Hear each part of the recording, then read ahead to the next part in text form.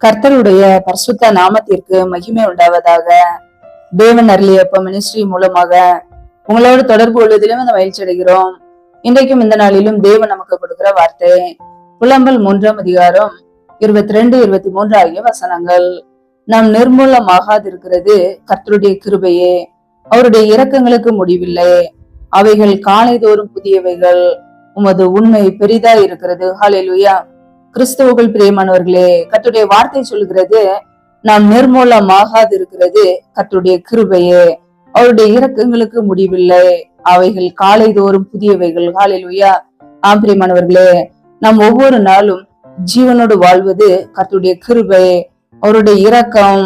நாம் நிர்மூலமாகாது இருக்கிறது கர்த்தருடைய கிருபை, அவருடைய இரக்கம், அவருடைய அன்பு. ஒவ்வொரு நாளும் கர்த்தர் அவருடைய விலையேறப்பட்ட கிருபையை கொடுத்து நம்மை பாதுகாக்கிறார். நாமும் நம்முடைய குடும்பமும் பாதுகாப்பாக இருப்பது கர்த்தருடைய இரக்கங்கள், அவருடைய கிருபை. ஒவ்வொரு நாளும் அவர் நமக்கு புதிய கிருபைகளை கொடுத்து நம்மை ஆசீர்வதிக்கிறார், நம்மை பாதுகாக்கிறார். காலைதோறும் அவருடைய கிருபைகள் புதியவைகள். ஒவ்வொரு நாளும் அதிகாலையிலே தேவ சமூகத்திலே காத்திருக்கும் போது கர்த்தர் புது புது கிருபையினாலே நம்மை நிரப்புகிறார். அவருடைய கிருபையை நம்மை பாதுகாக்கிறது, அவருடைய கிருபையை நம்மை தப்புவிக்கிறது, அவருடைய கிருபை நம்மை ரட்சிக்கிறது, அவருடைய கிருபை நம்மை தேற்றுகிறது. ஒவ்வொரு நாளும் கர்த்தருடைய கிருபை நம்மை சூழ்ந்து கொள்கிறது. ஹல்லேலூயா. எல்லா சத்ருவின் கிரியைகளுக்கும் விலக்கி நம்மை பாதுகாக்கிறது. ஹல்லேலூயா. காலையிலே தேவ சமூகத்திலே காத்திருக்கும் போது ஒவ்வொரு நாளும் கர்த்தர் நமக்கு புது புது கிருபைகளை கொடுத்து நம்மை ஆசீர்வதிக்கிறார். ஹல்லேலூயா.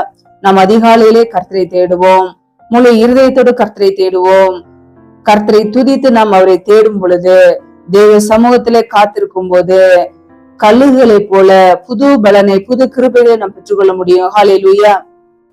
வேதத்துல நாம் பார்க்கும் பொழுது 32ஆம் சங்கீதம் 10ஆம் வசனத்திலே, கர்த்தரை நம்பி இருக்கிறவனையோ கிருபை சூழ்ந்து கொள்ளும் என்று வசனம் சொல்கிறது. பிரியமானவர்களே, நாம் கர்த்தராகிய இயேசு கிறிஸ்துவை நம்பி வாழும் போது, அவரை நம்பியே வாழும் போது, நம்முடைய நம்பிக்கை அவராக இருக்கும் போது கிருபை சூழ்ந்து கொள்கிறது, கர்த்தருடைய இரக்கம் நம்மை சூழ்ந்து கொள்கிறது. எந்த சத்துருவின் கிரியைகளோ பொல்லாப்புகளோ நம்மை தொட முடியாது. கர்த்தருடைய கிருபை நம்மை சூழ்ந்து கொள்ளும் போது அது நமக்கு பாதுகாப்பு. ஹல்லேலூயா. நம்முடைய வாழ்க்கையிலே கர்த்தரை நம்பி நாம் வாழ்கிறோமா, அல்லது மனிதனுடைய வார்த்தைக்கு கீழ்ப்படிந்து மனிதனுடைய சத்தத்துக்கு செவி சாய்த்து கர்த்தரை விட்டு விலகி தூரப்பட்டு வாழ்கிறோமா? நம்மை நாமே ஆராய்ந்து பார்ப்போம்.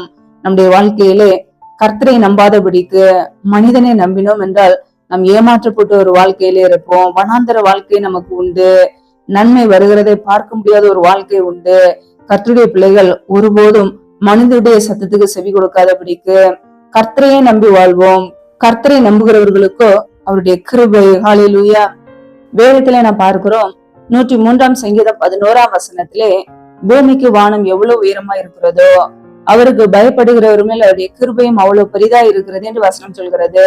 பிரியமானவர்களே, பூமிக்கு வானம் எவ்வளவு உயரமா இருக்கிறதோ அந்த உயரத்திற்கு அவருடைய கிருபையும் நம் மீது பெரிதா இருக்கிறதா? நம்முடைய வாழ்க்கையிலே கர்த்தருடைய கிருபை நமக்கு வேண்டும் என்றால் கர்த்தரை குறித்த ஒரு பயம் நமக்கு வேண்டும்.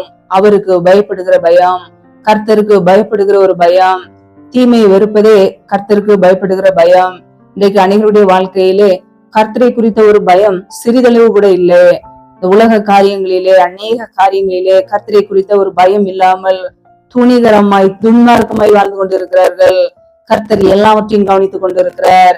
நம்முடைய வாழ்க்கையிலே கர்த்தரை குறித்த ஒரு பயத்தோடு வாழ்வோம் என்றால் அவருடைய கிருபை நம்மை பாதுகாக்கும், அவருடைய விலையேறப்பட்ட கிருபை நம்மை ரட்சிக்கும், அவருடைய கிருபை நம்மை மீட்டெடுக்கும், அவருடைய கிருபை நம்மை சூழ்ந்து கொள்ளும். ஹல்லேலூயா.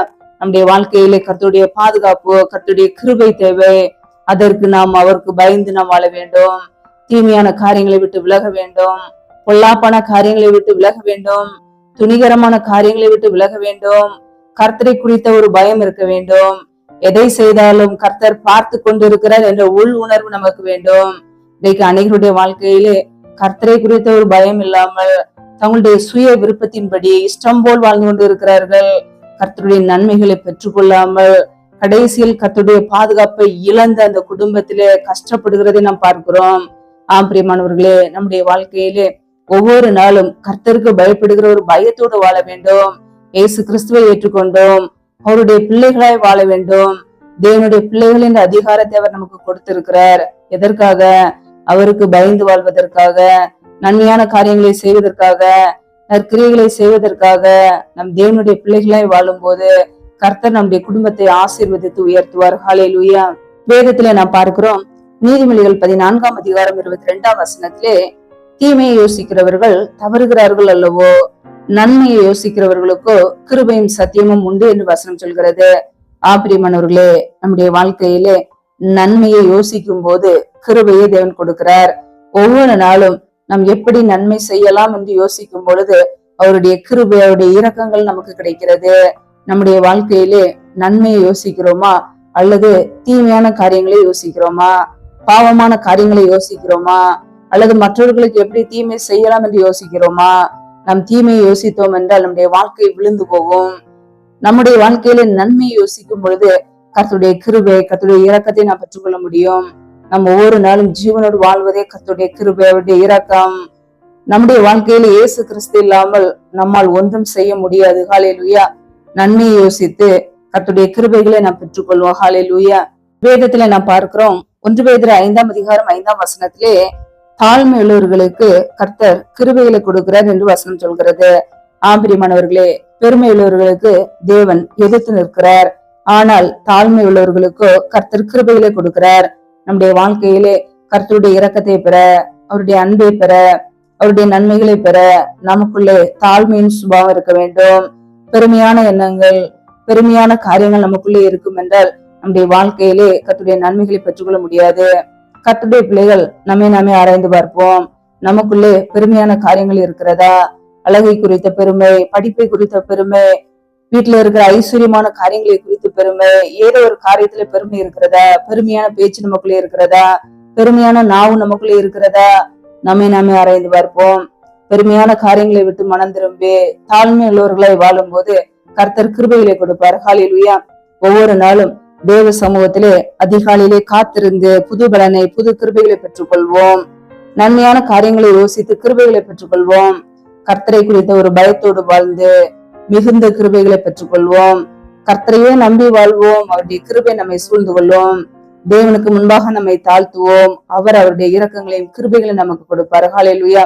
ஒவ்வொரு நாளும் கர்த்தருக்கு பிரியமுள்ள ஒரு வாழ்க்கை வாழ்வோம். தேவன் நம்மை ஆசீர்வதிப்பார், பாதுகாத்துக் கொள்வார், அவருடைய கிருபையினாலே நிரப்புவார். ஹல்லேலூயா. அவருடைய விலையேற பெற்ற கிருபையை நமக்கு ஒவ்வொரு நாள் கொடுக்கிறவர். புதிய கிருபைகளை தேவ சமூகத்திலே காத்திருந்து நாம் பெற்றுக்கொள்வோம். ஹல்லேலூயா.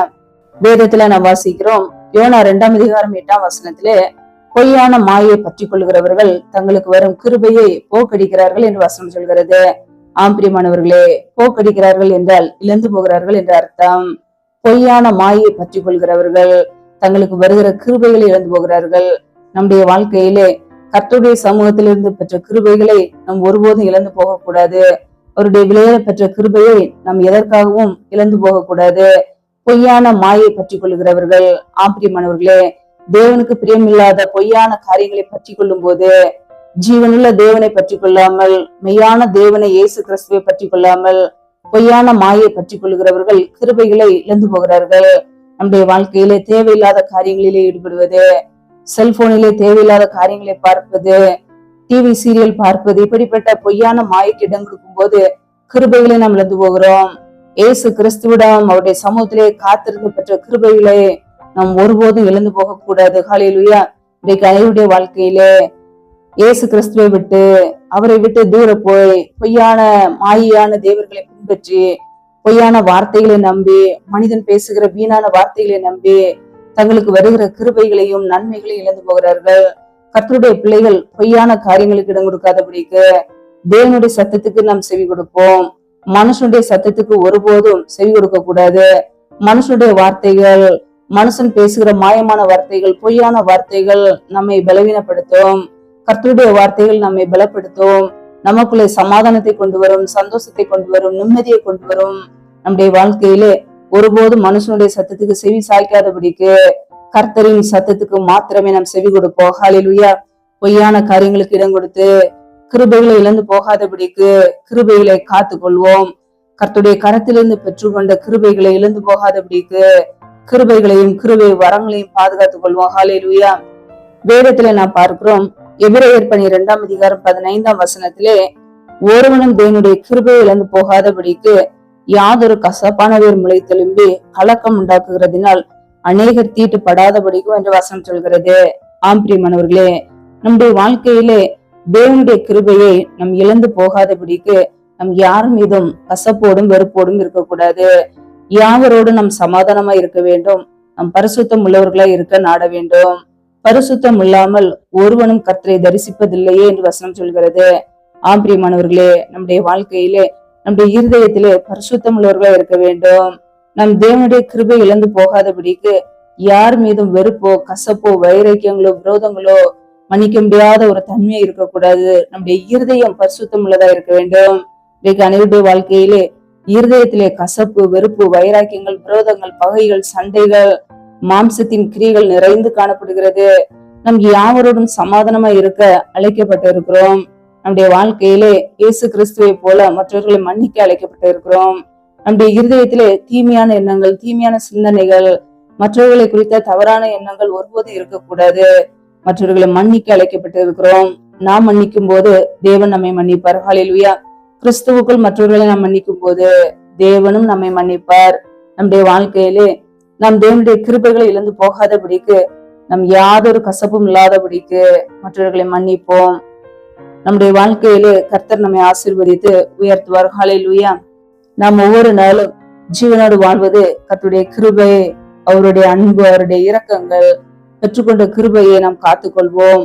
தீமையான காரியங்களிலே தேவனுக்கு பிரியமில்லாத வாழ்க்கை வாழ்ந்து கிருபை இழந்து போகாதபடிக்கு ஒவ்வொரு நாளும் பெற்றுக்கொண்ட கிருபை வரங்களையும் கிருபைகளையும் நாம் பாதுகாத்துக் கொள்வோம்.